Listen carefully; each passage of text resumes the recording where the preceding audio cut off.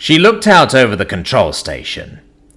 Her otherwise boring command of a defensive installation on a shipping lane had become a hotbed of activity as more and more Reaper and Warfleets disappeared in the outer reaches of the Empire. And who was the culprit? According to Strategic Command, the Varillas. But she never trusted commands and looked to the rumours and gossip of the passing merchants. The gossip was hot indeed. According to them, a foul race of her empire was in revolt and winning battle after battle. Their ships' IFFs show cause for vengeance and war. Primates from some backwater the merchants wouldn't even think of shipping to. However, all of them spoke of the primates as kind and friendly, oftentimes demanding a single scan before sending them on their way. She thought it over, uncomfortable with the idea that these primates were letting her allies' merchants through, even as they waged a war on her people.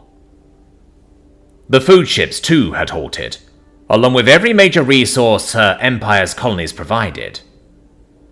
The stockpiles in the center of the empire are more than enough to last for millennia, but the nobles such as herself hate rationing. "Ma'am, we have incoming arrival signatures. Count at 45. A sensor officer said quickly. She groans. She doesn't have a fleet, she has a station. Yes, a powerful and heavily armed station, but still an immovable and static target. Power shields to full, and activate the secondary and tertiary generators, and send a data burst to Central Command for immediate reinforcement, she barked back, her eyes reading the names of the ships entering her sector of the Empire. Teeth clenched tight as she recognized some presumed lost cruisers from the Reaper fleet that vanished a month ago to the battle dreadnought that was part of the last war fleet that lost contact with command. Her mind noticed a pattern in the naming scheme. Every captured ship of her people was renamed with some kind of insult to her empire, and every ship of these enemies was named in a vengeful manner. This isn't a revolt. It was a foul race fighting back. But why? And from where? "Ma'am, we are being hailed?" the communications officer said in confusion. "Put it through. I will see my opponent's eyes and judge their merit," she said back, and watched her terminal flicker to life with the image of a primate. The computer identified as a seeded foul race from PS-328C. "Greetings, Admiral Vostrian von Julmen Kiosmas," the primate said with a wide smile. "I am Admiral Kenji Watanabe. I am under order to deliver the United Earth's terms to your Emperor. We grow bored of your arrogance and inability to put up a fight. We are willing to make peace," the primate said. His tone and voice sounded tired and uninterested. "Bold of you to presume you can defeat us. The forces you have been picking off are barely full fleets, but small detachments from our main forces," she says back with a snarl.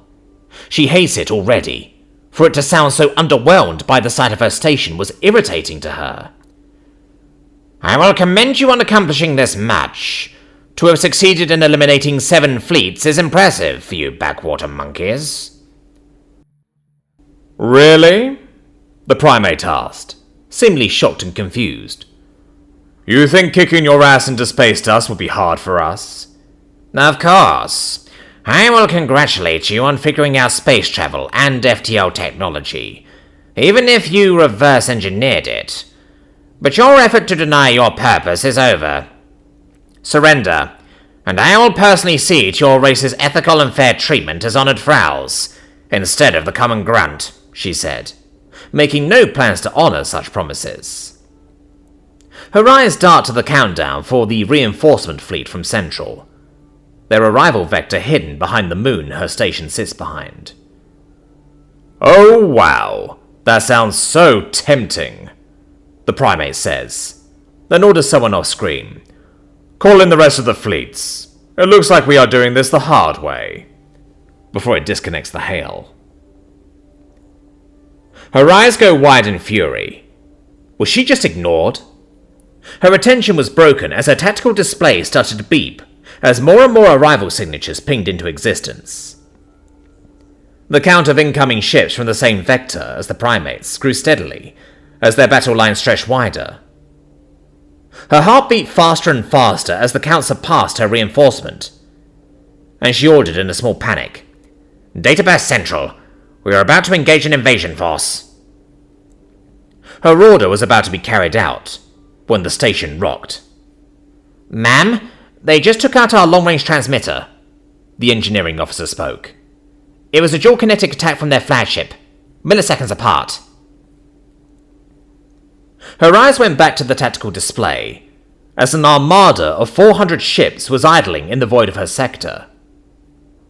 Even if the ships of the primates were half the size of her people, the range and firepower each possessed was far greater than she imagined. She swallowed hard, as her mind raced not for honor, but survival.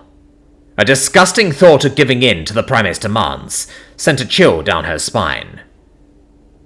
"Ma'am, they are hailing us again," the communications officer said, clearly shaken by the precision and firepower of the primitive apes. She nodded and waited, as the image of the primate came on again. Choosing to be the first to speak, she cut the primate off. "You have made your point, monkey. I can see now why you don't fear us. But the golden armada of the throne world will not suffer any damage from your weapons, and they will destroy you, unless—" She swallowed, unable to believe she was about to make such a treasonous offer.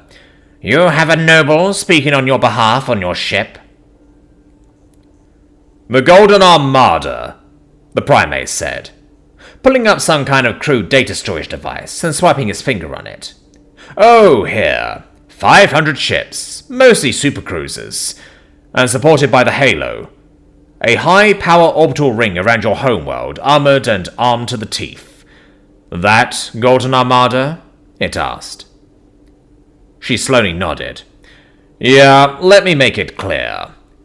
We will not be entering your home star system because we don't need to kill your empire," the primate said, with a small apologetic smile. "See, we are here to make you deliver our demands. Failure to comply will result in the deployment of a superweapon into your home star system that will destroy everything in that space sector," it said, far too coldly to be a lie. She went pale, not expecting such a brutal and honest response. "We pick you as our messenger because you are the Empress's sister. So, here is the deal. Peace or eradication. And remember this. The weapons I used to knock out your long-range transmitter was a basic weapon platform on our warships. So you can just guess how accurate we are with our actual big guns," the primate added quickly. She sunk into her throne, her mind reeling from the idea of actually asking the Empire to recognize these apes as equals, if not superior. Her hand hesitantly opened the file the Empire had on them, and drew a shaking breath as the file ended its active recording, during the height of an ape called Alexander and his conquest. Her mind realized her kind were unable to reap them at their threshold, and they had achieved a theorized possibility. A Frau race meant for war that didn't obliterate themselves with nuclear fire. Her will was shaken, her mind understanding the gravity of the situation and the danger this ape posed, but she filled her lungs and looked up with a determined look. "What are your terms, human?" The primate smiled wide. "Nothing much. I'll transmit our demands now."